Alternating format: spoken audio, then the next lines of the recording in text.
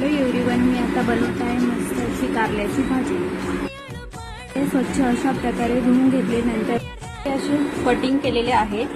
त्याच्यानंतर ना कारल्याला मीठ आणि हळद लावून आपण थोडा वेळ मॅग्नेट। त्याला मीठ आणि हळद लावल्यानंतर त्याचा कडवटपणा दूर होतो आणि कारलं कडू लागत नाही। भाजी बनवण्यासाठी मी फोडणीसाठी सामान घेतले। जिरे, मोहरी, हळद, आलं लसूणची पेस्ट होममेड आहे, लाल तिखट मसाला मम्मीने घरगुती बनवलेला मसाला, मीठ, कोथिंबीर, कढीपत्ता हे सर्व सामान मी आता घेतलेले आहे। जिरे, मोहरी, कोथिंबीर, आलं लसणाची पेस्ट,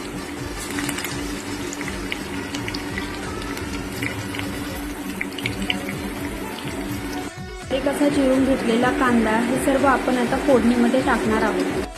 फोडणीमध्ये टाकल्यानंतर याला सोनेरी रंग येईपर्यंत मस्त परतवून घ्यायचा आहे। मस्त असं सोनेरी रंगावर परतला आहे तर त्यामध्ये आपण मसाला टाकून देऊया। मॅग्नेट झालेले कारले याला मस्त असं पाणी सुटतं, तर ते पाणी न घेता आपण कारले कांद्याच्या ह्याच्या कढईमध्ये टाकून देऊया।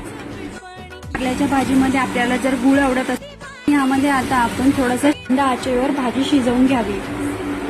अशी कारल्याची भाजी रेडी झालेली आहे।